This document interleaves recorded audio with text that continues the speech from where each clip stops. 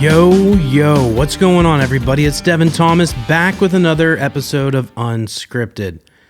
It's been a while, hasn't it? It's been a minute. It's been probably at least 2 weeks, I feel like, since we've last talked. It feels like fucking forever, I'll tell you what. And there's a reason why I haven't been doing a solo pod. It's because I've been abroad. I mean, if you watched the last episode, SFO to Dublin, that's what was happening. I flew into Dublin, I think December 1st, going into December 2nd, and from there on, I was just on the fucking journey of a lifetime, to be quite honest. It was fucking incredible. It really hit me this week when I got home, but I'll get into the tale here in a second. I've just been kind of recovering the last few days from getting back from traveling, not to cut to the end, but traveling's exhausting, and I went to 4 countries in a week, basically. Maybe a week and a half, because I was really there for 10 days, and, it blew by. It really did, and it was a blur, but it was a good blur. It was a blur that had a lot of moments, a lot of fun, a lot of great nights. What can I say? It was a trip that was unexpected. It was a trip that I booked not on a whim, but it's not like I had been planning for this for weeks or, even months. It was really like the week, maybe I think 13 days before, 2 weeks before, I booked the fucking ticket because my buddy Anthony and his dad live out there in Ferns, out in Wexford County, and he just told me, we've been talking a bunch. He has his own show, Born Ready Podcast. I'm sure you've seen it. We dropped a pod this week. I think it was his 13th episode, but it's like myself, Anthony Reddy, and Mark Noble. And if you haven't seen it, go check it out. We just released it. It did really well. We were actually really happy with it. It was fun. It's us drinking at a pub, and I'll get into that. But my buddy Anthony, he's preparing to move back to the United States, and we've known each other probably over the last 10 to 15 years. And he was just like, dude, you know what? Like, if you're gonna come before we sell the house, because he's like, it's really like, this is a once in a lifetime opportunity to not only go to Ireland, but to see it through the eyes of a local, someone whose father is deeply ingrained in I guess I wouldn't call it Irish history, but his history is in Ireland. So yeah, to some extent that's true. This man was born in Dublin and he's in his 80s, not to put it out there, Papa, but I'm just giving people context. And he is, he's a true Irishman, and seeing it and living with Anthony as well. Cause as American as he is, he's Irish himself. And it was so cool seeing the lifestyle through the eyes of people that really it's a lived in lifestyle. And that was something I really wanted to experience, and I really appreciated about going, is that I didn't just go on I wouldn't call it even stereotypical or generic, universal, but just what most people would have done. I got to see Ireland through the way that most people never would, and I really valued that. So once again, also, I want to just thank both Papa Reddy and Anthony for having me. Very, very gracious of you guys. You were the most generous, accommodating host I've ever had, and I really, really just thank you so much. You guys went above and beyond to make my stay, just incredible. And I will never forget that. So thank you so much. Anyways, that being said, that's how I ended up in Ireland. I booked a ticket to go and see, Anthony and hang out, and his buddy Mark ended up buying a ticket too. And we were on the same flight. So it worked out, and I'll tell the tale here in a second, but yeah. So it's all happened really fast. I guess that was a long way to explain something really short. And it was kind of a meant to be thing. I really feel that way. It was just, I'm not the most woo-woo guy in the world. I got beliefs like anyone else, but it felt like, not just serendipity, but like kismet. The trip was in a whole just something that really, I felt like it happened for a reason, and I love that. So anyways, booked the ticket. You guys heard my last episode if you've been tuning in. And yeah, here I am. I fucking released that episode, I think, the day I left, or I recorded it the night before I left and released it in the morning. But yeah, so, from where I probably left off with you guys, I get to SFO. My family and I head up there. Stevie, my mom, and Christine. I was a little nervous for the flight, not in the big way, but it's been a while since I've taken a flight, let alone a 10-hour flight. I don't think I've ever done that. So we got some sushi before we had some time to kill before the actual gate opened or whatever for Aer Lingus. We had some sushi, hung out, watched there's this little spot by the airport at SFO. You guys probably have heard of it, but a lot of photographers go there. That's how I knew of it. But you can see the airport from this little park, and you can just see planes landing, and it's fucking incredible. I mean, these planes look like they're gliding across the top of the ocean. It's actually really just a cool spot to hang out, and it's nonstop. You can truly see how busy SFO is. And anyways, we hung out there for maybe like 10, 15 minutes after we ate. It was cold as fuck. So everybody's like, all right, like I've seen the sights. Let's get back in the car. And I got dropped off at the terminal, whatever you want to call it, I guess the drop off for arrivals or departures rather. And, Stevie came in with me to help me bring some bags and just make sure I was in the right spot. And then kind of said my goodbyes, gave everyone a hug, and boom, I'm off into the wild. Aer Lingus was extremely accommodating. Got through security, and all that was easy. Hung out at SFO by myself for probably an hour and a half. Easily. I just walked, and I got like 10,000 steps in before I even got on the plane, which was great. And it was funny because I was kind of waiting, and I was like, fuck, I hadn't met Mark in person, so I was waiting for him to get there. And it's funny, I saw him while I was just doing my little rounds, and he was kind of he looked not lost, but he was looking for something. Okay, what's he looking for? And he was going to look and see where our gate was. So I kind of came up behind him and I fucked with him. I'm like, hey, excuse me, sir. Are you look lost? And he turned around and was like, oh shit, Devin. He recognized me. I'd obviously recognized him too from social media. But yeah, we met at the gate or in the fucking whatever, in the airport. And then we went and grabbed a beer, talked for a bit, got to know each other a little bit better in person, and then headed to the fucking gate to take off. And once we were on the plane, it was a 5:30 flight. So it felt not like the end of the day, but by the time we got on the plane, I was like, okay, it's going to get dark soon just because of the time of the year. I think honestly, probably an hour after we were in the sky, it was twilight. Hung out, watched a little movie. It's so funny. So Mark was sitting I think behind me. He was further back on the plane. And I was in this spot, and the row I got was good. There was no one else in my row but somebody on the far right. It was the same way there as it was on the way back, which was really nice. But my seat was it was an aisle on the left side. So let's just say if you're in a car, it'd be on the driver's side. And I was right next to the fucking bathroom. I didn't know that when I bought the ticket, but it said lavatory. I'm like, dude, of course.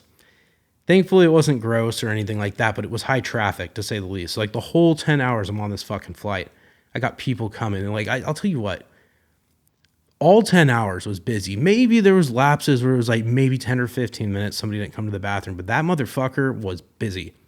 Grand Central Station on this plane. And I honestly think people just wanted to get up.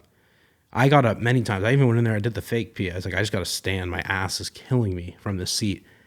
Granted, I was in economy, but I digress. Aer Lingus was really good. Their flight was awesome. They give you a really nice experience. You get on the plane. You got great flight attendants. Everyone's so friendly. My flight attendant, Beatrice, actually hooked it up with a free Wi-Fi card because I asked her, I'm like, hey, can I get Wi-Fi? I said right when I got on the plane, of course. I was just fucking, I'm addicted to the internet.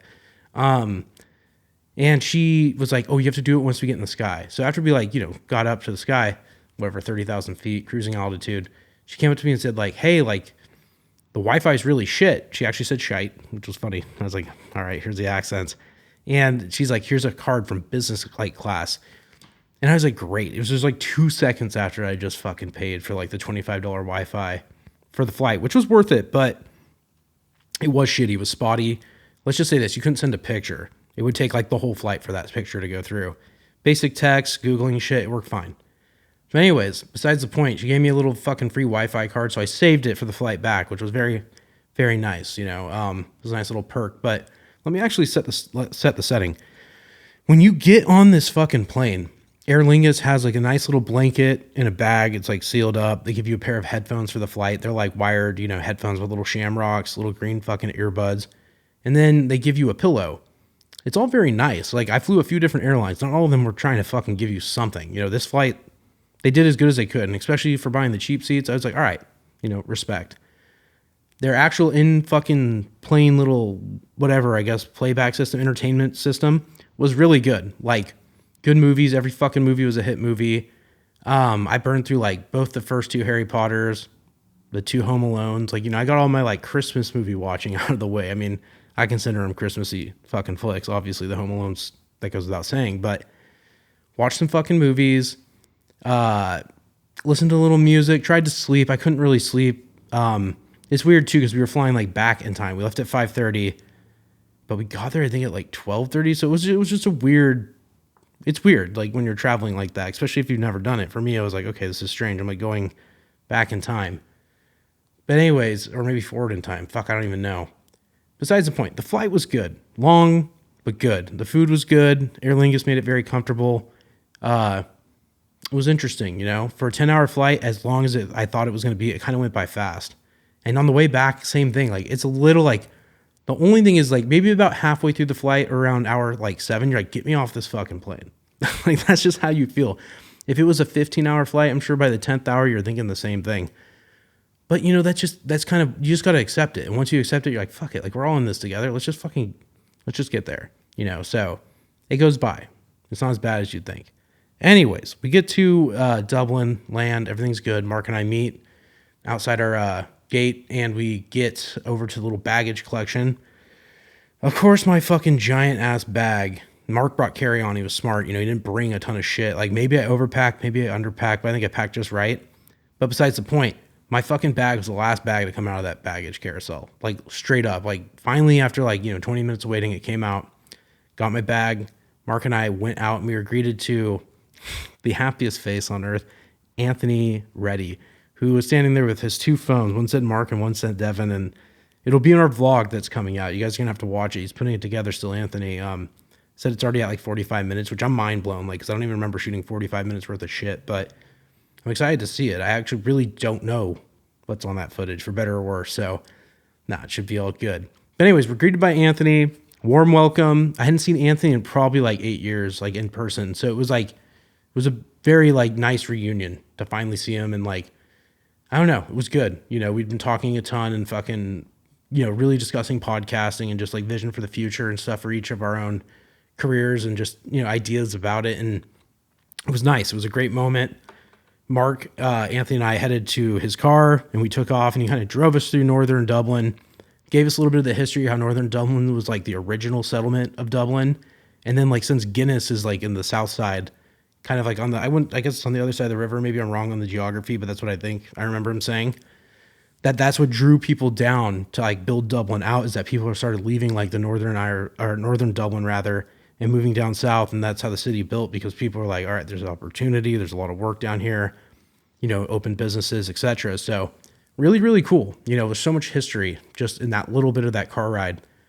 So anyways, we get into Dublin. I think we parked at Smithfield. I think that's the name of the place, or maybe that's like the location. I can't remember if it's a street, but park at this place, Smithfield. We head out, and Anthony actually has us go to the top of this fucking tower. It's like a chimney, actually, that's become like a viewpoint, like a vista point. You can look around the city, and I think the only thing taller than it is the Guinness Storehouse. Maybe I'm wrong on that, but I think that's what Anthony told us, but it was cool. So we walk up this fucking spiral staircase. It would give an old man a heart attack. I promise you, this thing was brutal for like, I wasn't expecting to do it, but it was smart, because we get to the top of this thing and our blood's pumping, and like, we just got off a long 10-hour flight, and dude, like my mind turned on. I was like, all right, I'm back. Like, no caffeine could have done what that walk up to this fucking tower did. So we're looking around, checking everything out. You can see like St. Patrick's Cathedral, Christ Church. You can see all the way out to the bay, or I guess like, the peninsula. You can see everything. You see the hills of Dublin in the background. It was just incredible. Like, honestly, it was such a good view. It's like burned in my brain. It feels like I was just there, like even right now, just thinking about it. And it was so cool. And, we stood up there for a bit. It was probably going to be on the vlog. I remember filming some stuff up there. But, yeah, it was really cool. And then, it was a surprise. I don't think Anthony even knew it was there. But there was a Christmas market that was, like, relatively new for, like, the Smithfield area in Dublin. And anyways, they were setting it up. But, like, we ended up going back to it later. And I'll get to that. But, man, it was just cool. That was like my first experience with a real European Christmas market, and like they continued to blow expectations away, but that was cool to see. It was really cool. And so we go back down, and then Anthony's like, all right, to Jameson. We go straight to the Jameson distillery, and of course, it's Whiskey Central. It was awesome. So fucking well decorated for the holidays. They had like a Jameson Christmas tree, and what else do you do when you get off a 12-hour flight, or a 10-hour flight rather, but go and grab a drink. So that's what we did. Headed to the bar. They had so many great options. Anthony and I got Irish coffees. Mark ended up getting this ginger kind of lime drink, and it was good too. But like, I mean, this Irish coffee, I can't say enough good about it. It was fucking incredible. The coffee was good. Barely could taste the whiskey, and I don't mean you couldn't taste it, but it was more of the flavor of whiskey rather than the alcohol of whiskey. Very sweet, very nice, very balanced, and the thickest fucking layer of cream. Ireland knows one thing really well. It's dairy. Like cream, milk, whatever you want to call it, they are the king. Like no one else knows it They do it the best. Like, that's all I can say. This Irish coffee, like, I'll be dreaming about it for the rest of my life. When I go back to fucking Dublin, that might be the first stop. It's that or a Guinness. But honestly, that Irish coffee was so good. Like, I want one right now. Anyways, we sip some drinks there, head out. We start checking out the rest of Dublin. I think we walked from there to Temple Bar. Went to another bar Anthony knew. I think it was like the Old Duck. Got a drink there, a little Coors Light to warm up. Walked around a little bit more. Went to Temple Bar. Got a Guinness there. It was great. Man, it was such a good time at Temple Bar. It was funny. There's a cheeky fucking bartender who kind of gave us a hard time, but once he knew Anthony was actually Irish, he warmed up. It was just funny. He was like trying to split the G and like do a video, and this guy like grabbed it from him. It's like, I'll fucking film you. And it was just funny, you know. It was a good experience just going in there. And then, yeah, went from there to kind of, I guess, like, is the rest of fucking Dublin, I guess. I'm bad with street names there. I don't know it. But, like, we went down, like, I guess by Trinity College, and it just kept going. Like, we saw Trinity College. We saw this, like, kind of like, I wouldn't call it a fashion market, but it was more of like the stores. Like, everything was pretty nice. I would say like the Rodeo Drive of Dublin, but I'm not even quite sure if that's the right way to describe the location I was at. But it was just nice. It was just like nice shopping, high-end shit, luxury. Went to an espresso store, went around. It was just everything. It was an everything area, you know, all sorts of fucking businesses. And I guess maybe I'm understating this. Dublin's like the biggest city in Ireland. It's like a major fucking city. So like you're there and it's, you know, there's luxury shit, there's nice stores, etc. Tons of food, dining, bars, pubs, rather. So we kept going, and then, God, we did a bunch of shit. Like, I can't remember every little beat, every nook and cranny, but we ended up going to this one spot for dinner, Bambino's, and I'd seen it, I'd heard about it, I really wanted to try it. There was another spot on my list that I tried as well that didn't quite live up to the standard I thought, but Bambino's, it's a 10 out of 10 pizza. If you're ever in Dublin, look no further. Bambino's is the only fucking place you really need to go. Like, it was uncontested. I had pizza in a few places in Europe, and like, Bambino's takes the cake. It was almost like, I'd say if I had to compare it to anything, it's a New York slice, right? But I call it LA pizza. LA has a ton of New York style pizza. LA does pizza really fucking good. And I haven't been in New York in the sense of like dining and eating like the street food and the pizza. So maybe I'm speaking on my ass on this one, but from what I know, in the New York style pizza I've tried, this was right up there with them. And it was its own thing, which is like, I think the main thing is like, you can go to like any old fucking pizza shack and get something, but Bambino's had its own dough. You knew it was theirs. It was inherently theirs. The cheese and sauce were not the star of their pizza, but their pepperoni had a very fucking distinct taste. Like, it was incredibly good. Crust was nice and thin. Even at the end, when you actually ate the crust, it wasn't like some giant loaf of bread that you're trying to fucking choke down. It was just good. And Mark had a different slice. I don't remember what it was. I think it was like sausage or something else. But like, it didn't matter. The pizza was just really well done. Like, I was blown away. So anyways, we eat at Bambino's, and I think we walk around a little bit more. We check out some other shit.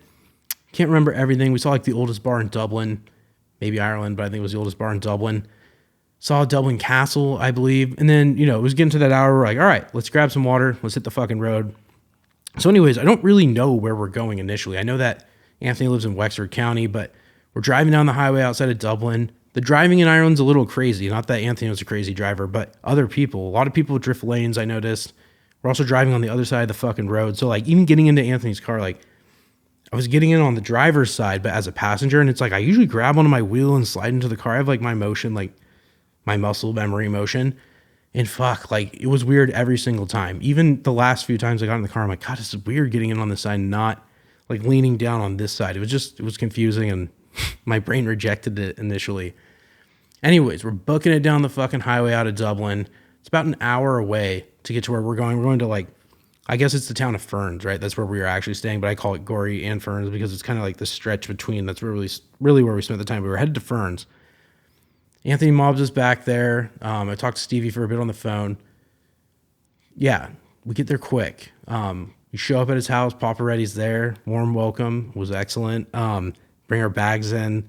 Kind of hang out. I don't remember what we did. I think we had some tea.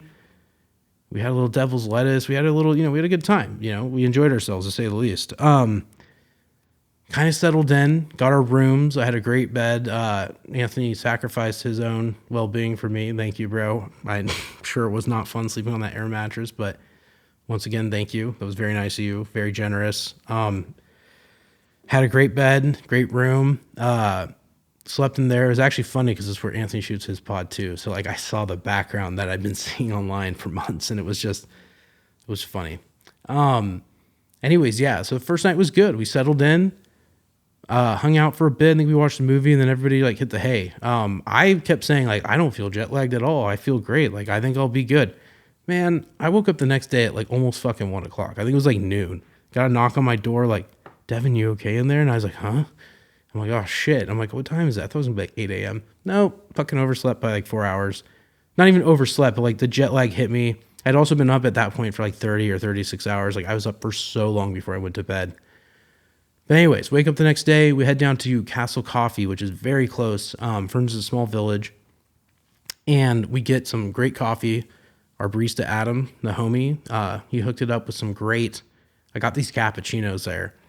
Anthony got a fucking latte. Mark always got a mocha, but I did a cap, right? And it's no disrespect for those other drinks, but like cappuccino, something about it. Anyways, the cappuccino was insane. It was mostly milk with a little coffee in it. And that's, I think, exactly how it should have been made. It was super good. Sizes are a little different too over in Europe. Really made you think about American consumption. Our shit's like everything's a big gulp. Their medium was like what I'd call Starbucks tall. Perhaps even their largest size was like a Starbucks tall, which is not a slight at the sizing. It's just like, wow, that's probably a good portion of this. Like that's not going to, blow you up like the Michelin Man. I'm being funny. But yeah, no, the coffee was great. Excellent. Little did I know we'd be returning to Castle Coffee later to shoot a pod that very night. Because it doubles as like there's one side of this place and it's like Castle Coffee, and you can literally see like this beautiful castle ruins right in the back porch, I guess if you want to call it, their back little patio. And there's tables and dining, but it was really cool. You see these like ruins all over Ireland, or like old churches, etc., that were just beautiful. It was incredible. It was not lost on me like how special that was. But the other half of this coffee place was called the Thatch, and it's like the local pub. So anyways, Anthony takes us in the back, and then he actually says like, hey, like, we could shoot here if we want later. I'm like, cool, like maybe we'll do that. Excuse me. So anyways, we drink our coffee, walk around the castle for a bit. Then we head into the town of Gorey.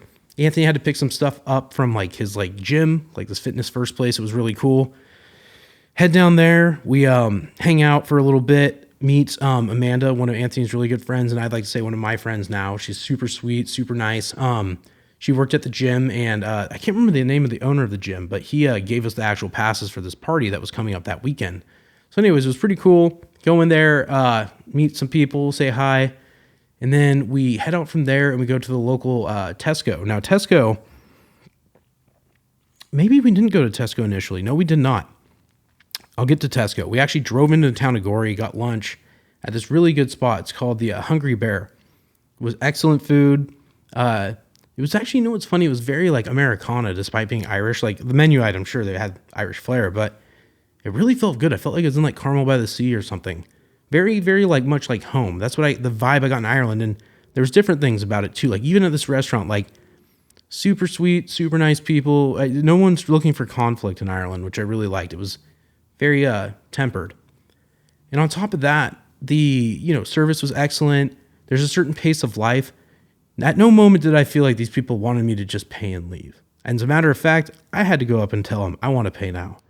And I like that. There's a high level of public trust also in Ireland where it's like, you can sit down for a while, do your thing. We're not in any rush to get you out of here. Just enjoy yourself. And when you're done, let us know. No rush. They're not trying to just get the next person in there. And it's like, I'd say in like comparison to America, everything feels transactional. It's like, all right, you bought your food. When it's time to leave, get the fuck out. Like, and maybe I'm being critical, but it's just something I noticed. It stood out to me where it's like, okay, like just enjoy yourself, No one's really in a rush. We're just living our life. I kind of said this too. I feel like in America, we're living for tomorrow, whereas in Ireland, people are living for the day, which was very, very nice. It was a nice pace of life. I could actually see myself living there at some point. It was just so, just so enjoyable. And the people were so good. People were so good in Ireland. Anyways, go from Hungry Bear and we cruised back out of Gorey towards, or not out of Gorey, but this was kind of downtown Gorey where the Hungry Bear is. We returned there for a few things. Walked around, saw some of the local shops. We were trying to find Santa hats. Couldn't find them. Hit the road and we go back towards like the main part of Gorey, I guess, or like the outside of Gorey. We go to this Tesco. Tesco is kind of like a hybrid store. It's like Safeway with some like Target elements, but very clean, very minimal, very like homey. It is like a, commercial store, but it was really well done. And you'd see Tesco's throughout the UK, and I even saw a Tesco in Prague, I believe. But besides the point, it was incredible to see the differences in like pricing there on certain items. Like you get a whole chicken for like €4, which would be, around $4. Let's just say that. Very, very affordable. Eggs were cheap. Everything was cheap. And I don't mean like cheap quality. I mean like cheap price, which was, refreshing to see. Very clean store. You could tell people there's a high level of respect, even like outside. Like this is the little things that stood out to me. To take a basket out just to go into this fucking grocery store, you had to put a coin into the basket, which would release it from the other baskets. Then you go around the store and to get the coin back at the end, like your piece of change. I think it was like I don't even know what it was, €1. You go back and you plug your fucking cart in and it gives you the coin back. And I'm like, that's what I'm talking about. There's like a sense of like, hey, like if we all do the right thing here and we all play along, we'll have nice things and we can keep them. And I think that is something like, once again, public trust was very high in Ireland. It's like, just do the right thing and you'll be fine. And everybody will be happy and everything will be good. And in America, there's just like a sense, I feel like, and I'm not trying to criticize America. I love America. But in comparison, like there's like this like weird social thing where like people really don't seem to trust each other to do the right thing all the time. There's always this like air of suspicion, in my opinion, or like, maybe it's just the temperature right now, but I feel like it was different there. In Ireland, people expect you to do the right thing, which is really refreshing. There was less, I don't know, not even suspicion. I don't know what the right word is. Anyways, that's my little commentary on that, I guess. It's just like people seemed very like accepting of like people being like doing the right thing, So anyways, and everybody we met, by the way, at this like Tesco, even the lady who helped us, another commentary, maybe people know this, but like they give people a chair to sit at the checkout while they're scanning your items. Come on, we can't do that here for people. They're going to be standing at a checkout stand for fucking 10 hours a day, maybe 8-10 hours. Give them a fucking chair. It made sense. I was like, this lady's sitting in a nice plush fucking chair while she scans groceries. Ain't nothing wrong with that. That's something we should implement. And by the way, she was super sweet. She helped us get these like tubs of chocolate that were like, we were going to buy one for like 12 or something, or $7 or €7. And she's like, you know what? If you go down like right here, she's like, I'll go grab them for you. You scan 3 of these like tubs of like variety chocolate. She's like, it'll be 12 for 3 instead of like 1 for 7. And it was like, thank you. Like what a sweet lady. And the lady behind us too had to wait so long. And like, she was patient and like, you know what? Sorry. Like the Americans are here. We're learning. So anyways, it was really good. It was really good. Just even the Tesco experience. And I like the brand Tesco. It was clean. Very cool store. America should get one. Anyways, we head back to Anthony's house, and what did we do? We hang out for a bit.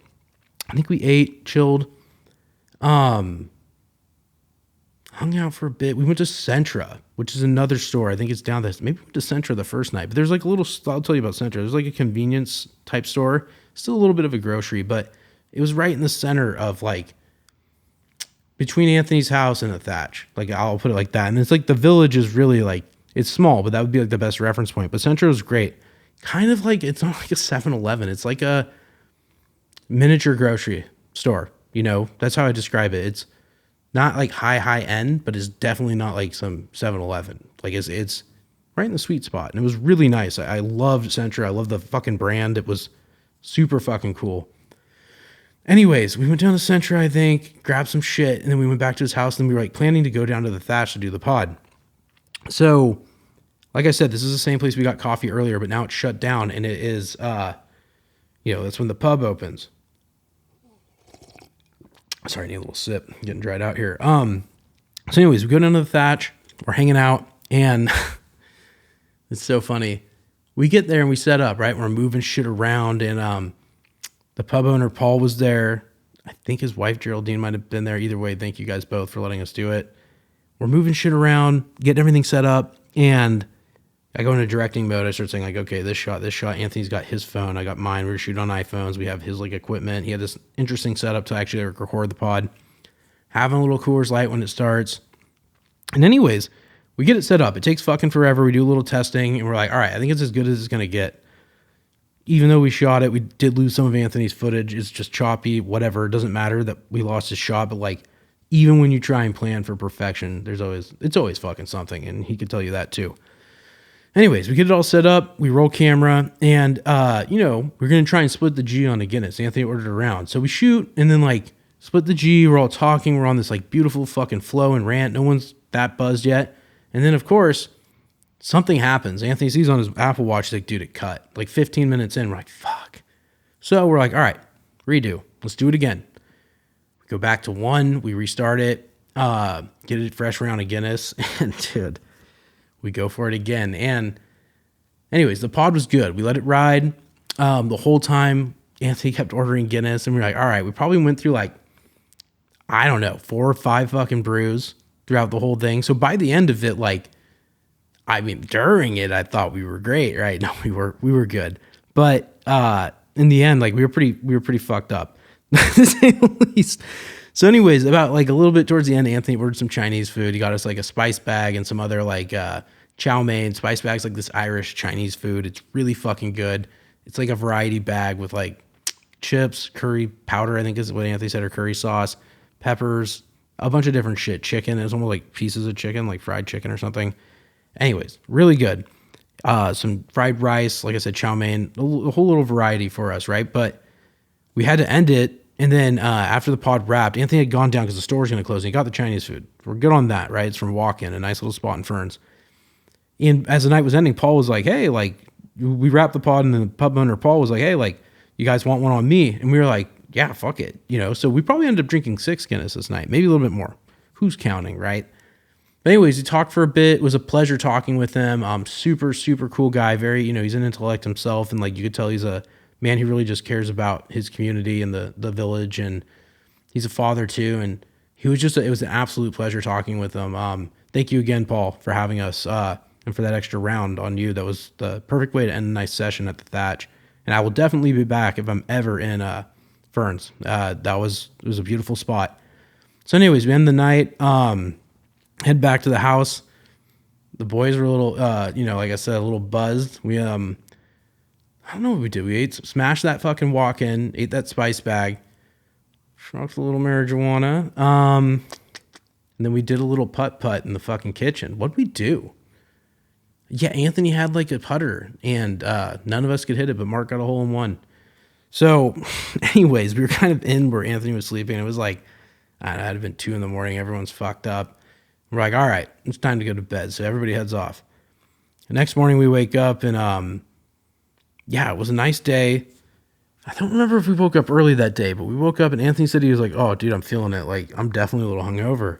He was going through it. You could tell, like, it hit him. And, like, surprisingly, I had no hangover. I also chugged a ton of water before bed. Anthony had these giant Evians, and I just, like in my bed, I was like, fuck it. Like, go away. I pissed all that Guinness out. Anyways, wake up the next day. He was feeling it. Mark and I were in okay shape. Definitely a little tired, but we had a big day ahead of us. We were going back to Dublin, and then we had a flight that night. So went out, did the routine. We hit fucking the Castle Coffee, cappuccino, latte, mocha, drove back down. I think we went to Centra again, and I don't remember what we bought. Probably water. I think we went to the pharmacy for Papa Reddy. We did a bunch of shit. Also, it was funny going to the pharmacy in Ferns. In America, the pharmacy is like, fucking, it may as well be bulletproof glass. Like, no one's getting back there unless they're in a white fucking coat. Then this pharmacy, like, this is a bad thing to say, but I was like, if somebody wanted to come in here and steal all the drugs or knock it over, they could just walk right in and walk right out. There's nothing stopping them other than like a fucking regular, checkout stand. And not that I would ever do something nefarious or terrible like that, but I was thinking like, that's a problem in America. Like, people literally think like, maybe I'll rob the pharmacy for drugs. And I was thinking like, it's just funny. Like, once again, public trust is very high in Ireland. People aren't expecting that issue. That's not going to be a problem, whether that's because of guns or whether that's because of just people just doing the right thing or electing to do the right thing. Once again, public trust was very high in Ireland. These are things I noticed just through the eyes of an American. I was like, wow, like, that's really nice to see. And it was very comforting also to see that people had so much trust. Anyways, I digress. It was just a small commentary on something I saw. But anyways, moving forward, coffee, back to Papa Reddy's. And it was kind of like, hey, like, we're going to Edinburgh for a night. Pack light. I think I brought just my backpack. Change of clothes for the next day. It was very, very light, because we were going to fly out after our day in Dublin and fly back in about, 24 hours from then. So anyways, we drive up to Dublin. Anthony got us some carrots when we were at Tesco because we were going to go feed the reindeer at, I believe it's Phoenix Park in Dublin. So we head out there and Anthony's like, might take us a minute to find these fucking reindeer.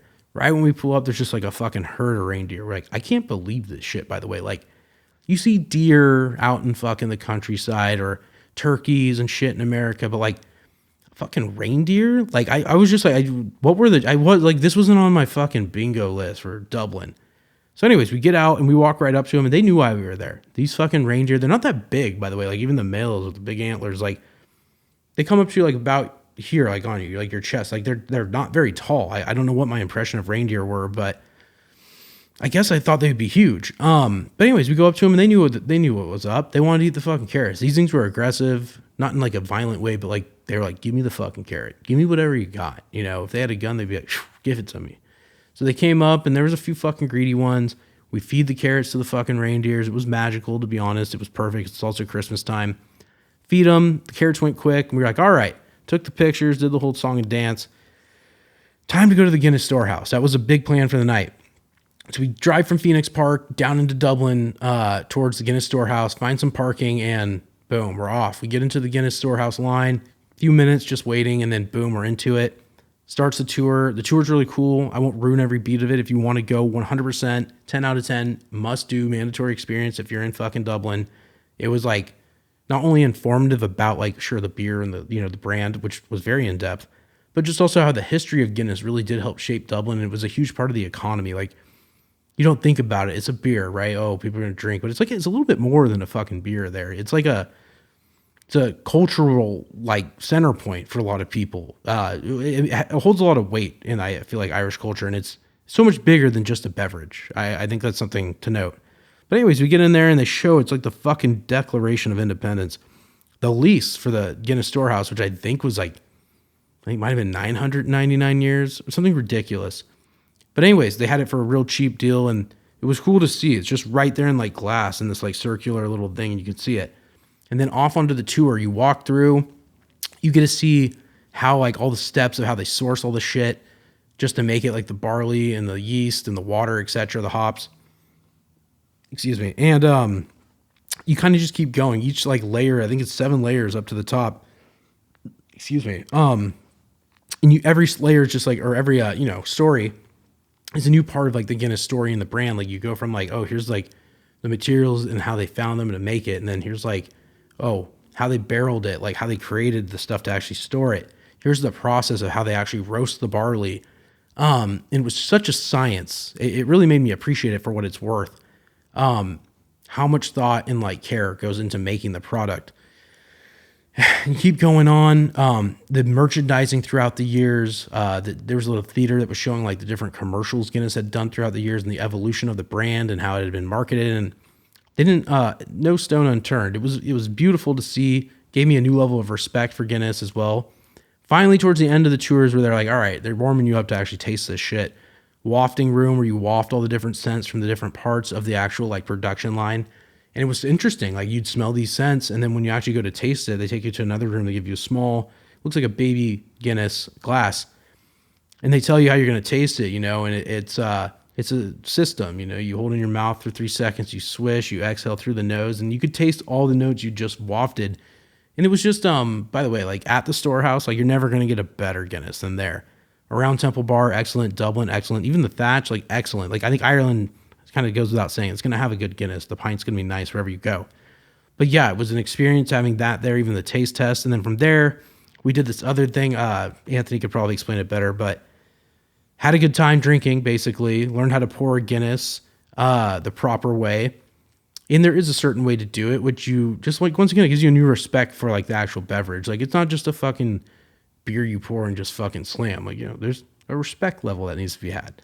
So anyways, I learned how to pour a Guinea, walked up to the top layer. And finally, when you get to the top, there's like a little bit of merchandise and like cafe stores on the way up, but you go to the Sky Bar.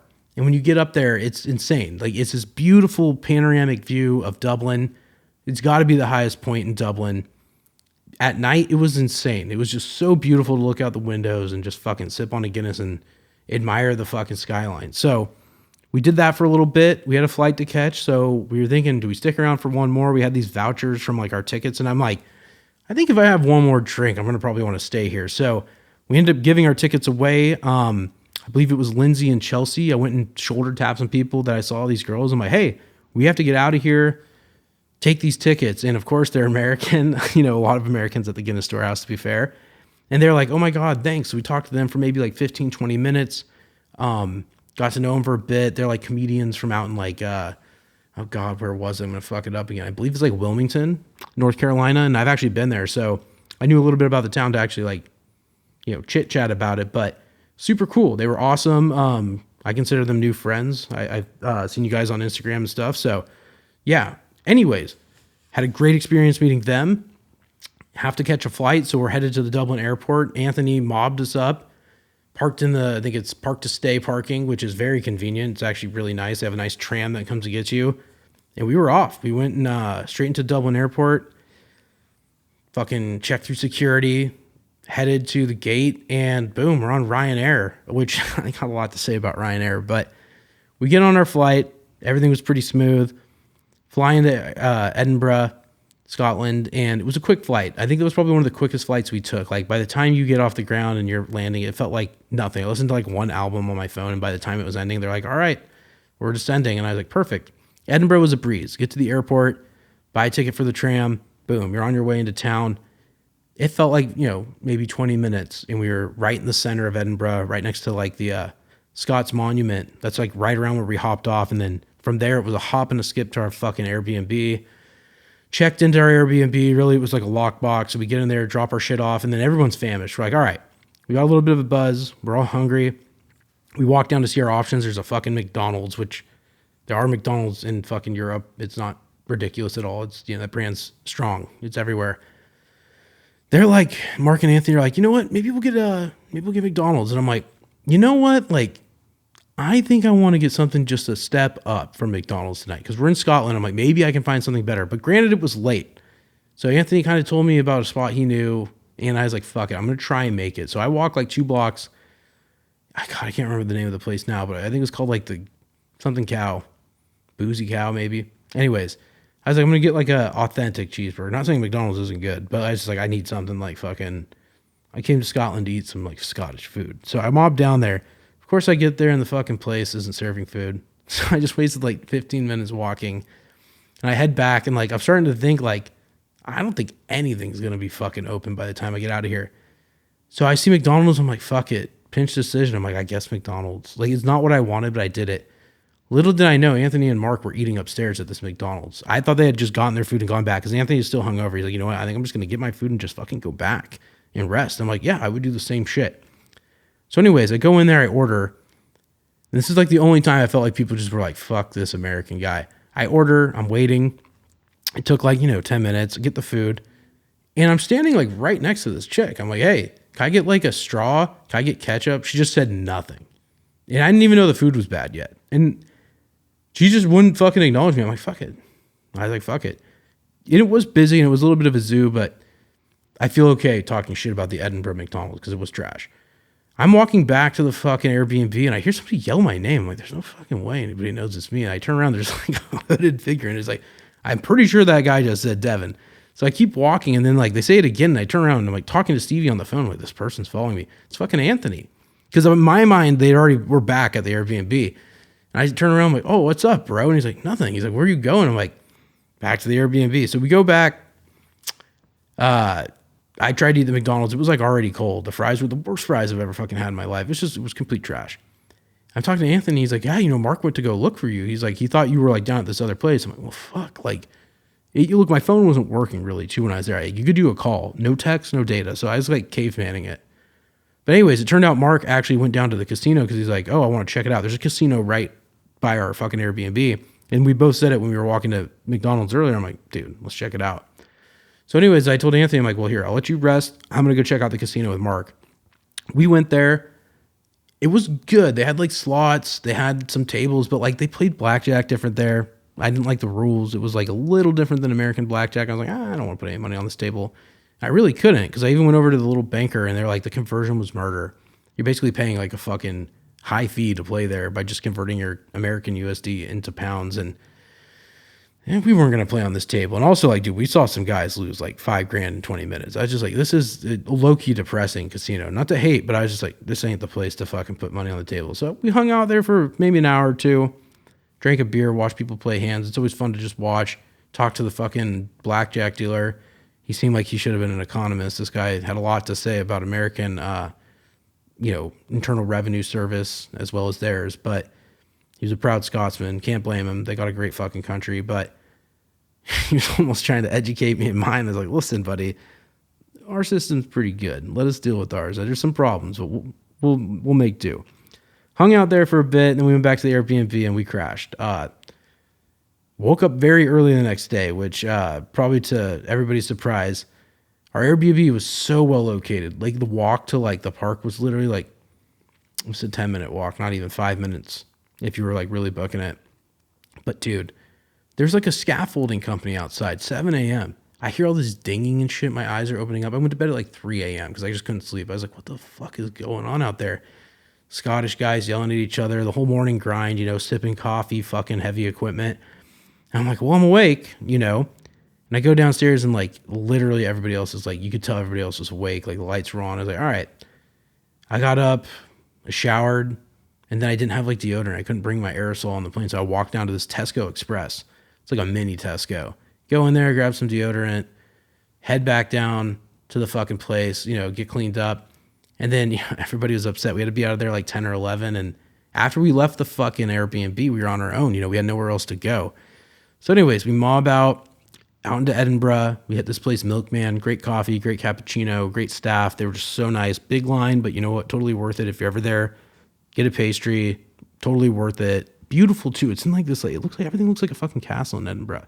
It's incredible. So anyways, beautiful building, get fucking coffee. We hit the road and Anthony kind of takes us on a tour through Edinburgh and we mobbed up to the castle, saw Edinburgh Castle. So beautiful, so much history. Just so, it really, like, the thing is when you're there and you see these buildings and they're telling you like 1100 in these years, you're thinking like, wow, like, the life has been happening for so long, and people have been doing such good shit for so long. And like, I think I said this earlier in the pod, but like, or maybe I said it on this group pod I did earlier, but like Scotland and England and Wales and Ireland, like this is the birthplace of Western civilization. And like, that was not lost on me. I'm like, this is where like America like came from. These people, these are the people that pioneered, one of the greatest countries in the world. And it was insane. Like, I really like appreciated that and could really feel it. But you could also feel how old everything was. Like at Edinburgh Castle, you're like, wow, like so much life has been lived here. So many people have come and gone. And like, there's been rulers, there's been kings, there's been queens, there's been victors, there's been losers. And it really put things into perspective. Like, how young America is as a country. Like they're talking 1100 or 1000 AD, whatever. And I'm thinking America's like just about to crack 250. Like we're young, we're new. America's a very new place. So anyways, that's more social commentary. But anyways, we head down from Edinburgh Castle. We went around, saw all the sites. We did some cool stuff too, where we looked up like our last names with this guy and like even my family name. Mark's actually Scottish, so like his name was very powerful there, noble. A lot of history on it, a lot of legacy. Anthony's last name Reddy had some like roots there too, and then also my last name Thomas had some roots. So it's cool to see that, how that's even my history is a part of their history. It was really like, spiritual in that sense. So anyways, we head out of the castle. We're hungry. We go to this little spot right to the right. I can't remember the name of the restaurant, but it was great. Pretty pricey for what it was worth, but it was really good. We got these haggis balls. They're almost like a haggis dumpling. Haggis on like a horseradish with like pickled turnip in the middle. And you mix it all together and it was incredible. This was my first experience with haggis, but wow, haggis is fucking bomb. I don't care if it's sheep intestines or whatever the fuck they say it is. Incredibly good. Absolutely would eat it. I wish they had it here. I'd eat it right now, to be honest. But yeah, the little haggis balls we got were great. Went from there down to Victoria Street.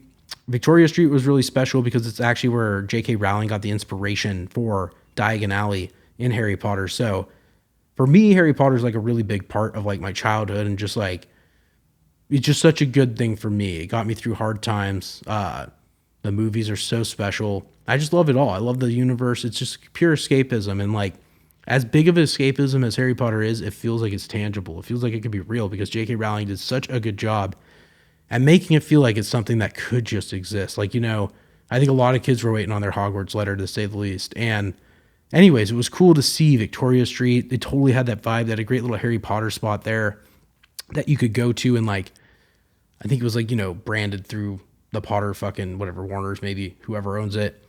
But anyways, it was cool to see that. Went to the little store. Didn't really buy anything, but it was a good experience, just to see all the Potter shit. Kept walking down. Saw a nice little angle of Edinburgh Castle. Headed up some stairs. Went around the school that was used as inspiration for Harry Potter as well. Like, Anthony knew a lot of it because he'd taken the tours for Edinburgh before. So he gave us a lot of the lore.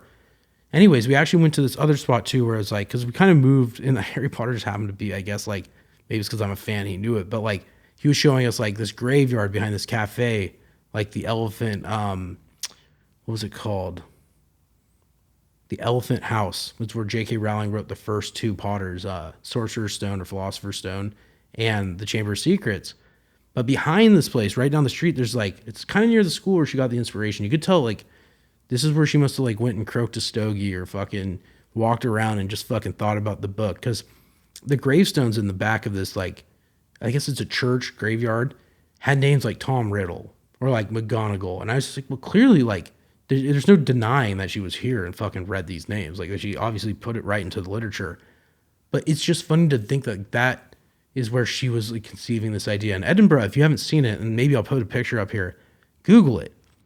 It looks like fucking Harry Potter. It's the capital of Scotland. There's nothing like this place. Like, and to know that she was there when she conceived the idea, and you can read J.K. Rowling's story. She was there for like, her life was kind of falling apart at the point where she wrote it.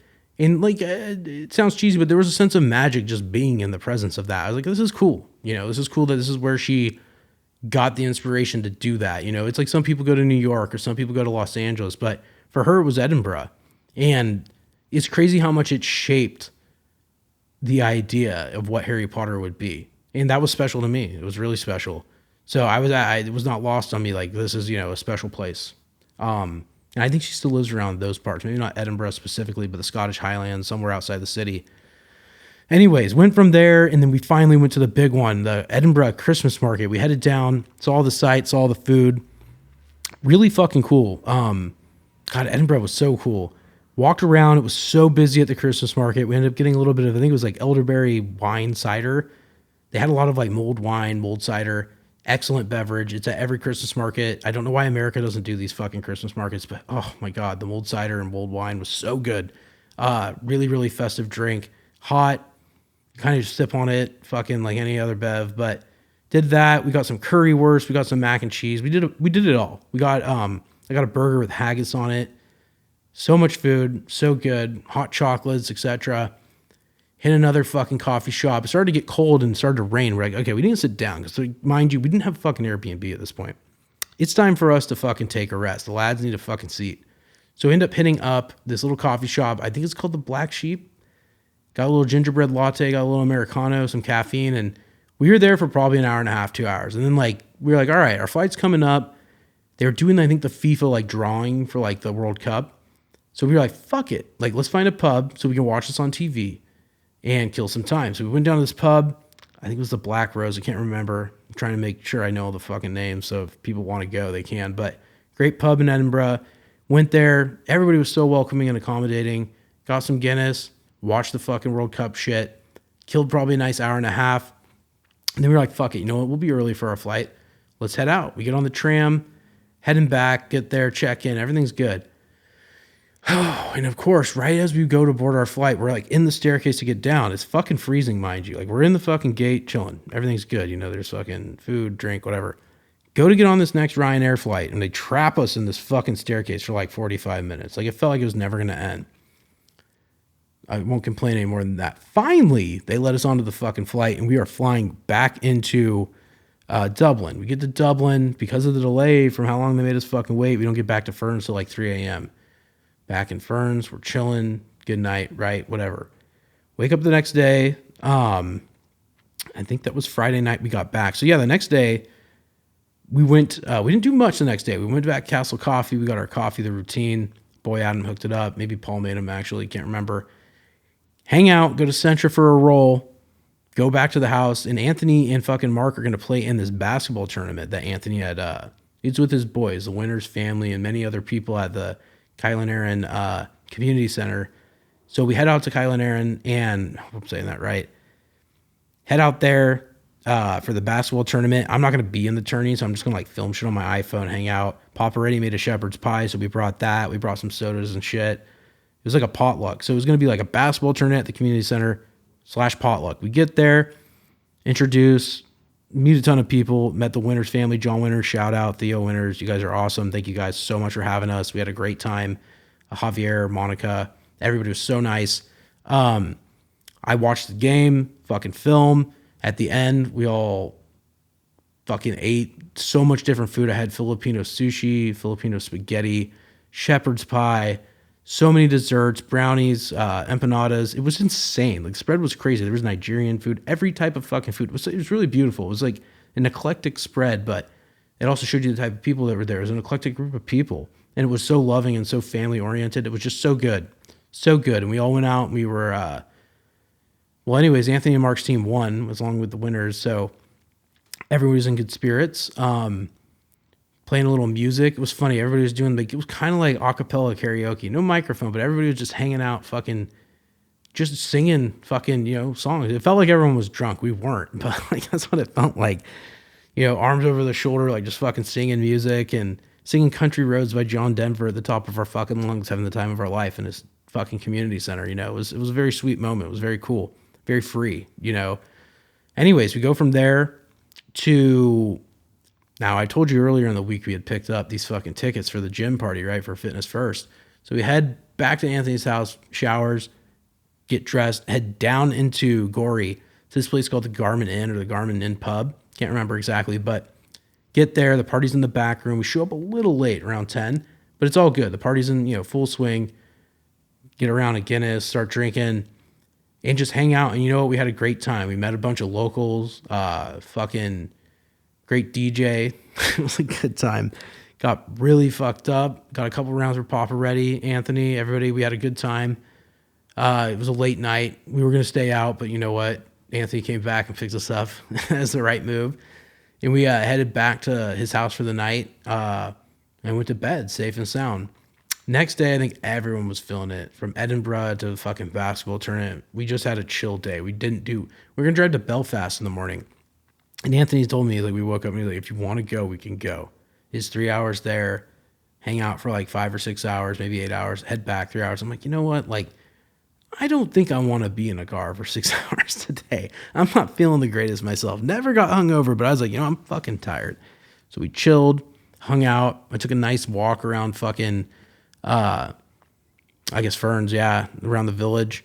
Called Stevie, Christine, my mom, everybody talked. Came back, and we just had a quiet night. We watched a movie, watched this interesting movie. It was actually a Scottish film that took place in Edinburgh. It was called I Swear. Can't remember the actor's name, but it was about a true story, a biopic about a guy who has Tourette's. I won't do a full movie review right now, but it was a great movie, and it was also like super timely because it was like I was just in Edinburgh 2 days ago, and the first scene says like Edinburgh. I'm like, wow, what are the chances that this movie we're just like watching on a stream site? And it's not like Anthony orchestrated this; he just picked this movie at random. It ended up being a really good, like, I think it's a brand new movie. I could see it having some, like, if not Oscar potential, definitely some, like, it's an awards type movie. Really good, beautiful movie. Anyways, we relax, chill. Next day, we drive from the Dublin from Ferns up to the Dublin airport. And where are we going? We're going to fucking London. So we drive, airport, fly out. We took Ryanair once again, flew into a different airport. I can't remember the name of the airport, but it was not I guess this would have been more of the eastern side of the city. And it was still like 56 minutes an hour from this airport just to get into London. But it's easy. You get on the train, you ride it all the way down into fucking city center. We have to do one transition, and then we were like basically getting onto the underground, the London Tube. The London Tube, the underground, what an efficient system. Also, like, you hear like the subway in New York is dangerous, it's scary. No, the tube in London was wonderful. Clean, easy access, extremely efficient. This makes it think. Like, it's just like, why don't we have like transportation this good in the United States? Like, for public transportation. So once again, not a critique on the United States, but it makes you think. Like, these guys got it figured out. We could do what they do. Why aren't we doing this? So anyways, we ride the tube rather, all the way down to the Waterloo station. Now the Waterloo station was big, and Anthony was like, hey, it's going to be a little overwhelming when you get here. I think it was crazy. I don't think it was as crazy busy as he thought it was going to be, but it was definitely like, it's a huge station. If this place was full, it would have been fucking nuts. So anyways, we're walking, and it's so funny on the tube and even out in public, there's just so many fucking American ads, like Sydney Sweeney, like our stars are their stars. There was definitely some more like British, like, or English, whatever you want to call it, United Kingdom actors and movies being promoted. But it's funny to see how big American culture is. Like, even when I got off at the Waterloo station, there was a fucking Christmas tree. It's just Stranger Things 5. I'm like, it does make you like, there's a sense of pride, sure, American pride to see that. But it's also like, I really could see like our culture is so valuable everywhere. It's exported to the world. The masses want to consume American culture. Why? I don't know, but maybe it's because America is so different than like going here. And like, I probably think of the same thing they're thinking about our country, but incredible. Walking through the fucking Waterloo station, we get out, and I don't even remember what time it was. I'd say it's a little before 3:00. We get out, we walk towards where our Airbnb is, which was a short jaunt from the fucking Waterloo station. And we're in a cool spot of town. We're in like kind of, I guess, center of Waterloo. Go down, our Airbnb's not ready. It's like above this kebab shop, which the guy who was renting the Airbnb was one of the owner of this kebab shop definitely owned the building because he had the fucking Airbnb up there, and he's like, okay, come back in like 30 minutes. We come back like 15 minutes later. We're looking for a spot to get coffee, water, whatever. And he was coming out of the Airbnb, and he's like, hey, I'm really sorry. Like, it's just not clean. Like, I'm having the maid do it right now. I'm like, you know what, buddy? Like, don't even stress. Why don't we come back in like 45 minutes or an hour? We're going to go get dinner. He's like, thank you.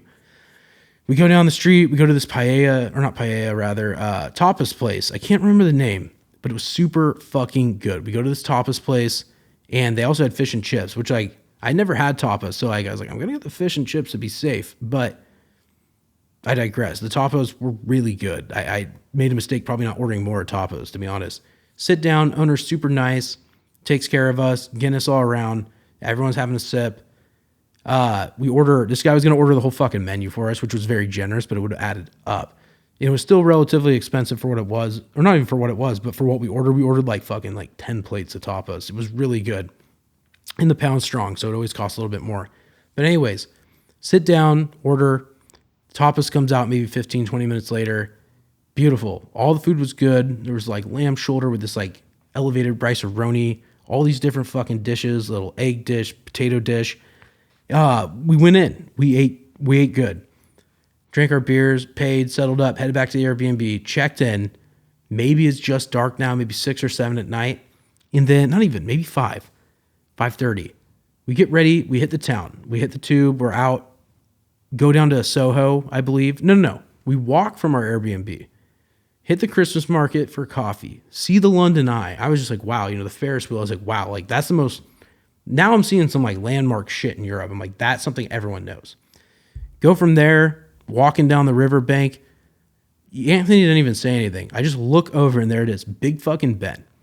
Mind fuck. It looks fake. I'm like, holy fucking shit. This is a building I've seen so many times through pop culture, movies, books, etc. There it is. And it was like literally like my mind couldn't process it at first. I'm like, it's surreal. I was like, there's no way that I'm here right now. And it was beautiful, dude. It was a great moment. Took a million pictures, walk, and we ended up crossing the bridge. God, I can't remember what it was. I think it's not Buckingham. It's something else, the name of the bridge. But anyways, Westminster Bridge, I believe. Walk across the Westminster Bridge. There's the whole like red double-decker buses. All the British shit you'd want to see. Big Ben there on the fucking left. Taking pictures, hanging out. The culture in the night, it's alive. It's like New York City in London. It was not what I expected. Walk down Westminster, and I think we go to the Tube. I think we take the Tube to Soho. We get to Soho, and Soho's nuts. Fucking great part of town, so lively. We didn't really have a set destination. We were going to go to this, I can't remember the name of it. I think it's Leicester Square or something, but it was the Mary Poppins statues in this park. Had a great Christmas market. We got a drink, headed out from there, went into Soho. Anthony wanted to see the store Kith. It had just opened. Kith's a big popular, kind of like streetwear, urban wear brand, but it's high-end fashion. So anyways, that was our destination, like a loose destination. We headed towards that. So we're mobbing down towards that, seeing the sights. We saw Chinatown. We went through so many parts of Soho, and it was just honestly, I haven't been to New York in the sense of like I've experienced it. I've been there to drop someone off. I've driven through it, gotten out, gone to the gas station, but I haven't like spent a night in New York City. My expectations are very fucking high for New York City, but London was New York City in my mind. Like maybe one of the biggest cities I've ever been to, and I loved it. There was so much fucking shit going on. You turn down one street, it's just pubs, brands, businesses, small businesses. I don't even know. It just kept going, and it wasn't tall. It was just sprawling. The buildings weren't small by any means, but the city just kept moving on and on and on, and there's people everywhere, and it was just such a big vibe. I loved it. Huge energy in London. So anyways, we finally get to Kith. Go into Kith, check it out. We met this super cool Scottish guy, Connor. He was super nice, accommodating. He loved that we were American. I could tell this guy wanted a night out with the fucking homies, like for sure. He was like, you guys got to go to this pub. You got to go there. Very, very cool. Showed us around. The Kith store was amazing. We had a great time going there. I think Anthony bought some shit. It was cool too. I saw Seth Rogen's brand Houseplant had a collaboration in there. Maybe not a collaboration, but there's product placement within the store, which is a brand that I've only really seen on the internet. So it was cool to see that, like, oh, this is something this guy would partner with, is like another, kind of like niche brand. So anyways, we go through Kith. It was cool. Head out from Kith to go and drink. Stop at this pub, the Red Lion. I can't tell you where it was. I think it was like Cadbury Street or Canbury Street. Who fucking knows? Every street's a mystery there. It just keeps going. Drink there, and then Mark's brother Dan had actually recommended him a pub to go to called Waxy O'Connor's. So we were like, fuck it. It's on the way through our route. We go through like Piccadilly Circus, keep mobbing. We finally get to this place, Waxy O'Connor's. Great pub. Looks like a normal pub when you walk in, and then there's just like this tree and the staircase that goes down. It's just a fucking gigantic pub, a maze of a pub. Drank there for a bit, had a Guinness, had a Murphy actually. It was a good little fucking stout as well. Got the fuck out of there, headed back to, where did we go? We hit Shake Shack, hit the Tube. Not even. I think we actually walked all the way from Soho back to Waterloo, across the bridge. You know what's funny is like all the way up until like we went to the Shake Shack, I think it was around midnight, maybe 12:30 or 1. It was so busy. And right when it was like midnight, the pub started closing. Actually, I forgot one detail. We actually went to another place called Waxy's Little Sister, which is like a small version of Waxy O'Connor's. Got Last Call, Shake Shack. Then we walked back. And when we were walking back, it was just us on this bridge. I think there's a shot of it in the vlog. And I was just like, God damn, like, half an hour ago, this place was just the busiest spot on earth. And now it's just, London was sleeping. And it was cool to see that, like that kind of like juxtaposition. That was only an hour later, everything kind of just changed. And it was just us. And it was nice. It was cool to see that change in the city. So anyways, we head back to the Airbnb. Everyone's happy. Hit the hay. Wake up the next morning. We had to be out of there, I think, at 11. We got up relatively early. Great little coffee shop by our place. What did we do? We head out from there. We did so much fucking shit. We go walk. We saw the Shard. It's a big building. London Tower Bridge, which was incredible to see. We walked across it as well. Headed towards London Castle. That was cool to see. We hit this coffee shop, Paul's. Kept walking, hit the Tube. Took the Tube over to Buckingham Palace, which is fucking, it's one of those things you see and you're like, there's no way this is fucking real right now. So surreal to see these like iconic places in person. It really blew my mind. Saw Buckingham, took some photos, walked through the park, went to the Tube. Next stop's King's Cross. King's Cross was really cool too. It was very special because, even going to King's Cross, it's not like I saw Harry Potter shit, but this is where Harry gets dropped off in the books. And just being there, they had the Harry Potter themed shit. They had like a Honeydew store. And they sold like, the Harry Potter brand and stuff like chocolate frogs and like butterbeer, etc. It was very cool. They had a Harry Potter store. They had the platform and 9 3/4 thing, but it was like, I think it's just more about like, just like, the idea of it. It's just like, wow, like this thing was so big, this runaway train idea of Harry Potter. I know I talked a lot of Harry P on this, but it was very true because I was just there. I went to the gift shop and bought some shit and stuff, but this idea was just, it's so big. It's just made such a big impact on so many people, and it all spawned here. I actually read that J.K. Rowling, that her parents met at King's Cross. So like, it's not only that she put it into the book, there's significance for her too, of why everything felt motivated. And there's so much like glue to the fabric of the Harry Potter universe. And it's just kind of beautiful. And I really appreciated it, and it was one of those moments that once again was surreal. I was like, I can't really believe I'm here right now. But one thing I kept thinking the whole time I was there is that like this might be my first time here, but I really don't think it's going to be my last time here. I deeply connected with London in the sense that like, and it's hard to say what city's your favorite. I don't even like playing games. Like Edinburgh, I felt the same way, not just because of the Harry Potter shit, but there's something about it. It's like life is old here in a good way. London, life was busy here in a good way, and it was just so crazy. Like, it really made you think. I'm like, I can't believe this is where like the people that fought to try and stop America from happening are from here, but not in like a violent or bad way. It's just like, these are the people that spawned the people that started that shit. And it's just crazy. You really look around between King's Cross, Buckingham Palace, like it just wasn't that long ago. And this shit was magnificent. Like they had a hell of a country. What can I say? I was actually blown away by how great it was. And I know it just makes you think like, what if things went different? And not in a defying America way, but like these people were powerful. They're one of the most powerful empires in the world. Like it makes you appreciate it going both ways. America fought these people off. These people could have probably dominated us. It is an incredible circumstance of events or whatever, the way everything went down. It unfolded very unexpectedly, and as unexpected as events may have unfolded, that's how I felt. This was unexpected. London was not something I imagined would be what it is. And being at places like King's Cross or Buckingham Palace really opened my eyes. Even being on the tube. It's something that I've seen so much in television and stuff, and actually riding it, like by the end of this fucking trip, I felt like a pro. I was like, I get how this shit works. But yeah, it was just very interesting, dude. It had a very big emotional weight for me just going to King's Cross and seeing it. And anyways, it was not lost on me that like this is a very rare opportunity. But like I said, I felt like despite it being rare, I knew I would be back, and I will be back at some point. I don't think this is my last time in London, to say the least. Head out from there to Soho. Hit Selfridges. It's a really big mall. I think Anthony said it's the biggest mall in Europe, maybe one of the biggest malls in the world. Beautiful fucking mall. Super clean. You go in. It's not like everything's an individual store with a kiosk. It's like everything's kind of like open floor plan, but there's like Prada. Here's Gucci. Here's Dior. Here's Chanel. There's also brands like Carhartt where they had like really high-end Carhartt shit. Kith was there. They had everything. Anything you could imagine. You throw a rock, you'll fucking hit your brand. So anyways, we walk through the mall, check shit out. We get a little hungry, we decide to get some Pilgrim pizza. Nice little fucking Neapolitan pizza place up at the top. And like, look, usually I'm like, oh, mall food? No, this was good fucking food. Really nice food. Go up there, we eat. While we're eating, this like fucking British Santa Claus guy came up to us. It'll be in the vlog, 100%. Anthony's got it. But, we're like a group of 30-year-old guys, 40-year-old guys.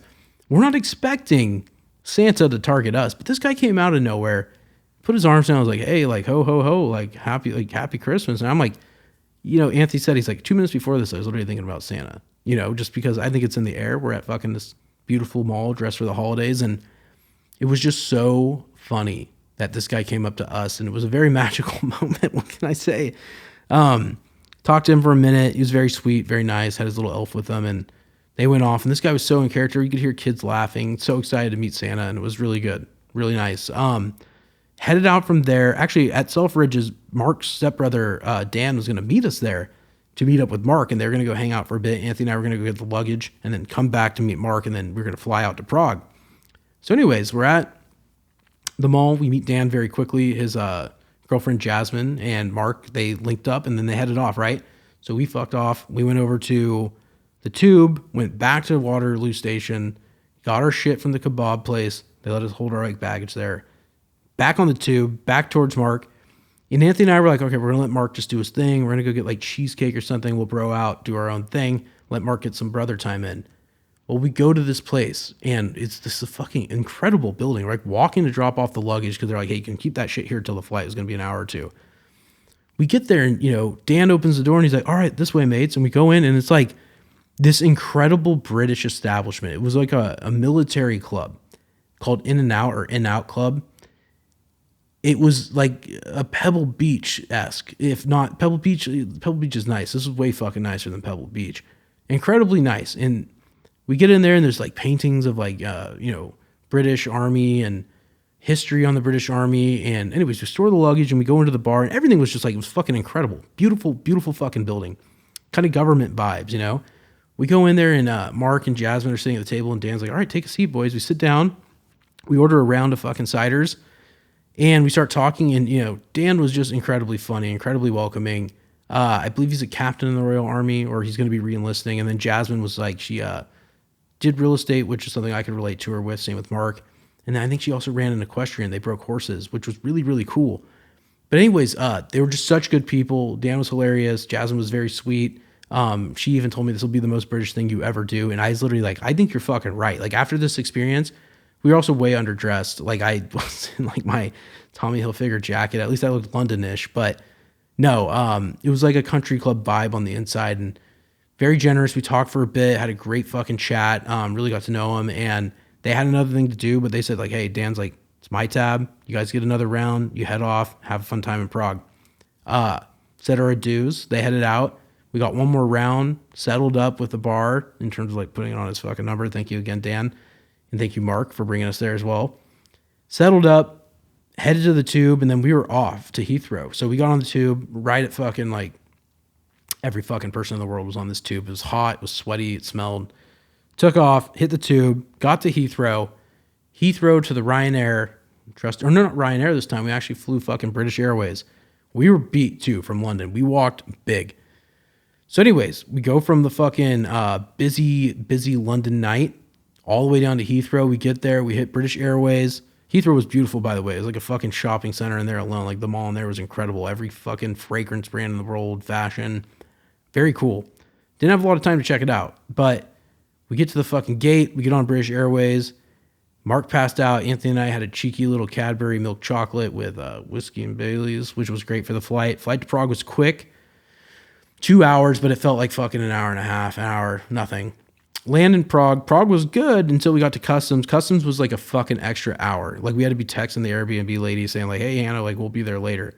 Get through customs finally. I had a total jerk off for my fucking customs officer. He's not happy to have a fucking American guy there. Not in a mean way, but like you could tell he's just so over it. And it was late, and I was like, I fucking get it, brother.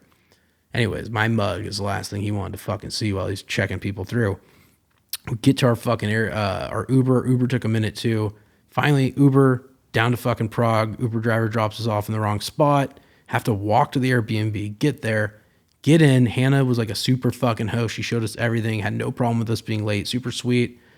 Awesome fucking Airbnb. But London had a great Airbnb as well. I maybe didn't state that, but it was amazing. This Prague one was just as good, if not bigger. Very generously sized. We get in, settle in, and of course we go to the U.S. Embassy, fucking McDonald's right around the corner. You know, we went to Europe. We ate a lot of Mickeys, surprisingly. Anyways, we go there. What do I see on the menu other than the fucking Royale? The one from Pulp Fiction, the fucking proverbial Royale with cheese, right? So I order it. Got that. I think Anthony got a little something too. Mark got nuggets, whatever. I ordered everybody's fucking what they wanted. We all got our shit. Headed back to the Airbnb, and then we chilled. I don't think we really went out that night. We didn't. It was late. It was late in Prague. Christmas market was closed. We ate. We chilled. Crashed. Next morning we woke up. We had 2 nights. So woke up the next morning. Went out. We saw the fucking like oldest astrological clock in the world. Very cool. I guess when this clock was made, people wanted to kill the guy because they thought it was like magic because it was like fucking mechanical. And they're like, yeah, let me show you how this thing fucking works. Walked around Prague. Saw a bunch of shit. Went up to the Prague Castle, which was beautiful. Prague Castle was so cool. Walked from there. It was funny too. There's a Starbucks at Prague Castle. Walked kind of back down the hill. Nice little gingerbread spot we went to. Ended up hitting it the next day too. I'm like, I'm not even a big gingerbread guy, but dude, this gingerbread was fucking insane. Like hot, fresh gingerbread, almost like a chocolate gingerbread flavor. I mean, I understand it's gingerbread, but it was like, it didn't have any processed flavor. Like it just tasted like fucking natural and good and pure. Had that. Hit downtown Prague for a bit. We went to the Christmas market. We got some food. We got some Pilsner. Went back to the Airbnb and chilled. And then we headed out again. We went to this really, really good Irish pub. The Dublin Air. Kind of near the market square where like the Christmas market was. Started drinking Guinness. We met some girls there. They're from like Portsmouth, like UK. So I guess like south of London. And we kind of like teamed up with them. We're like, all right, like, you know, let's drink. We threw back Guinness. We threw back some baby Guinness, and we headed to another club, drank with them there. We ended up fucking splitting up at the end of the night. And then once again, I think we headed back to fucking the embassy, dude. We went back to McDonald's. We did. We absolutely fucking did. We were drunk, got McDonald's again, and we ate other good shit. Don't get me wrong, but like There's something about this. I got to say this. The Edinburgh McDonald's was trash. I didn't try McDonald's anywhere else in the fucking travels we were on, but Prague had like some of the best McDonald's I've ever had, which is an absolute shock. Somewhere in Central, close to Eastern Europe, getting a fire burger, it was unexpected, to say the least, and it was really good. So we did that. We went big, hit the hay. The next night, or next morning rather, we woke up, coffee, stored our baggage, walked across the Charles Bridge. We did that the day before too. I should have mentioned that. Charles Bridge, it's like a Mission Impossible, tons of movies. Actually, now that I've watched like Mission Impossible and Hostel, one of my favorite movies, and Hostel 2, you can tell that Mission Impossible and the Hostel films were 100% shot right here in Prague. Like, it's just so obvious walking around. I'm like, yes, of course. Like, now I watch them, like, it's obviously Prague. Mission Impossible wasn't hiding it as much as fucking Hostel was. But anyways, walk around. We're pretty spent at this point too. This is like the end of the trip. This is like the last day. We see like the John Lennon wall. We fucking go to another Christmas market. We get some fucking good eats, really good food. Walk around. Everyone's beat by this point, right? Like everyone's just like, you know what? Fuck it. Like we're on our last leg of the trip. Everyone's broke. We're like, let's just do something, whatever. I really want to go to this cat cafe. I think it's Kochka or Kochichi, whatever they fucking call it there, but this cat cafe. So we go, and it's kind of like one of the last things, and like I didn't know if it was going to be like a great thing to do with fucking three dudes. I'm like, is this going to be fun? And is this going to be entertaining? It was like one of the highlights of the trip. We get there, everyone's beat. Instead of giving you a table, like white sofa, so we have this like nice white fucking, L-shaped sofa. We hit it like a sectional. Sit down, and like right when you walk in the coffee shop, the cafe rather, there's just cats. And it's like, what better than fucking cats that want to come up to you and get pet? There's little toys to play with them. It was insane. Got a great gingerbread latte there. Even the gingerbread looked like a little cat. Great whipped cream. Got fucking slice of cheesecake, and we just chilled. And I think Anthony got like an Oreo fucking latte. Mark got something too, maybe a mocha or a hot chocolate. It was nice. We just fucking relaxed. We didn't do anything. We just hung out, played with cats, ate some fucking sugary shit, drank some sugary drinks. We relaxed. It was great. Headed from there back to the luggage pickup. Also, I forgot to mention, we went through like the Jewish quarter earlier in the day, saw the synagogues, the history, the kind of Rodeo Drive of fucking Prague. It's beautiful. It's a very nice town, not sketch at all. Just clean, really like almost like a wealthy city is what I'd call it, but still affordable, a lot of bang for your buck. Went back, got our luggage, hung out for the Uber driver. Uber driver picked us up. He was a crazy fucking driver, but he got us to the airport. Back on the plane, Ryanair, back to Dublin. Not a bad flight. Definitely like fucking not a great flight, but not a bad flight. And Anthony kept telling me you get what you pay for. You buy what you buy and you get what you get. And honestly, like it's a great saying. It's true. And I'm not even complaining. I'm thinking I'm being more funny. I laughed it off because I knew like, the whole time I'm just like, it is what it is. I had a good time regardless. Get back to Dublin. Great timing actually. Ryanair didn't fuck it up for once. Back to the fucking parking lot. Into the car, back to Ferns. We get to Ferns, and who are we greeted by other than Papa Reddy, who's got a beautiful, fresh shepherd's pie ready to fucking go for us. So good. We ate big. There's no better way to end a trip in Ireland, by the way, than to a homemade, authentic shepherd's pie. So good. I need the recipe. I gotta have it. We sit down. We eat shepherd's pie. We smoke a little J. We hang out for a bit. I know we watched this movie, and it was, it was such a funny movie, The Wedding Ringer. I'd never seen it. It was Josh Gad and Kevin Hart, amongst some other actors. Fucking hilarious. I was laughing nonstop. Had a nice little fucking night at the house in Ferns. Perfect way to end the night. Went upstairs, packed my shit, got ready. Morning time came. Anthony was so sweet. Got us our coffees. Said, hey, look, let's just hit the road. Get back to Dublin. Got to the airport. We said our goodbyes. Went to the terminal. And yeah. Mark and I waited around. We were pretty much on time for the flight. Went through customs, security. Got to the gate. Bought some fucking shit at duty free. Bought a ton of Cadbury, a ton of chocolate. Just got shit for everybody, Got some Guinness pint glasses. Essential. Had to have them. And the flight got called. We got on, boarded. Mark was a little bit in front of me. It was a pretty empty flight back to the States, which was nice. I had the same exact seat right by the fucking toilet. Some girl was sitting next to me 2 seats away, and there was no one else in between us. It was nice, and she just fucking put on her fucking mask and blindfold and passed out, and I don't know how people do that. I wish I could sleep on a flight, but anyways, Aer Lingus was good. 10 hours back to San Francisco. I was greeted by Stevie and Christine and my mom at the airport. Had to wait a little bit. I had one of Mark's bottles of scotch that he bought, or whiskey rather, from Edinburgh Castle in my bag. So we had to wait. And once again, my bag was the last fucking bag out of baggage claim. Get it, hand it off, say my goodbyes to brother Mark.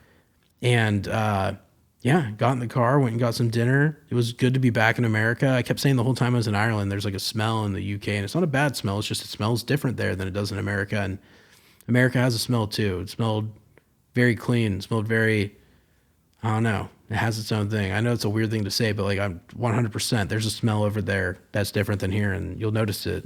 Think about it if you're ever there. But yeah, got home, drove back actually to town from SFO back to Salinas, and then when I got home, my cat Princess, she was super happy to see me. I feel bad, like I've taken 2 trips in a row where she like, a few days when I went to Woodland Hills, she was pissed, but this like. When I walked in, I was like my silhouette in the door. I'm like, hey, Princess. She literally was like mind fucked. She's like, he's back. I never thought you were coming back. This mentality I thought she had.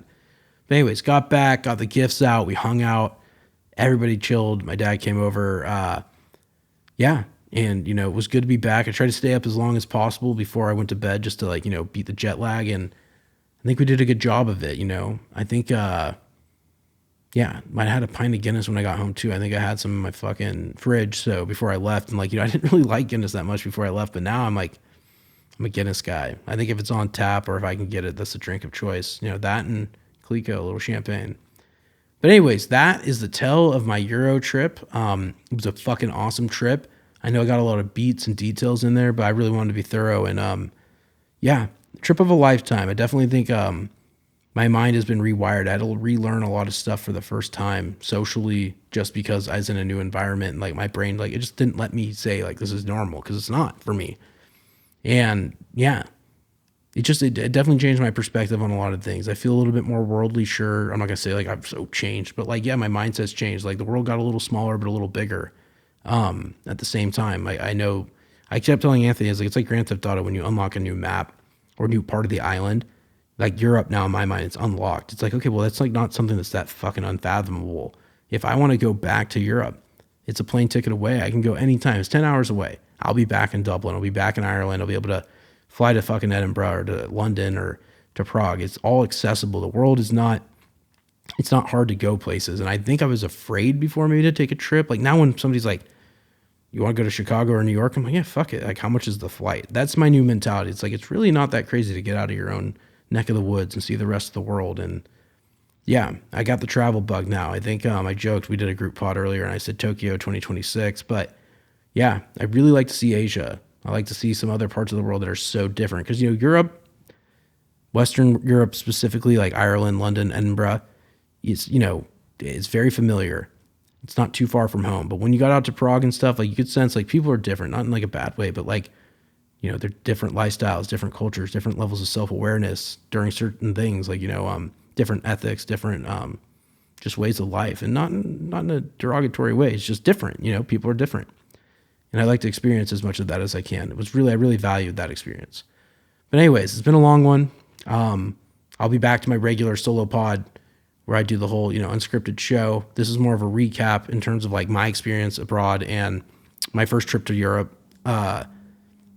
I hope it's the first of many. I had a really, really good time, and I think I'll be back. Europe blew my mind, and it was a lot different than I expected, and yeah, made me think a lot of things. Also, I want to give one more thank you to Anthony Reddy and Papa Reddy for having me, and Mark as well. Thank you so much. It was very generous. You guys were the best host ever, and I'll never forget it. I truly had a good time. You guys are family. You made me feel like family, so thank you. Anyways, guys, it's late. I was tired, but I had to do this. I kept saying, like, am I going to do one? I was like, fuck it. I need to get it out. Let's just tell the story. Once it's done, you'll feel better. You can move on to the next chapter, the next episode, the next pod, and that's exactly what I'm going to do. So anyways, guys, I'm Devin Thomas, and this is another episode of Unscripted. I'll talk to you all next week. Thank you. Love you. Yeah, like I said, I'll talk to you all next week. This has been a 2-week thing. Hold on, let me do the exit one more time. Because I feel like I started talking after I fucking outroed. I'm tired. I'm Devin Thomas, and this is another episode of Unscripted. I'll talk to you all next week. Bye, guys.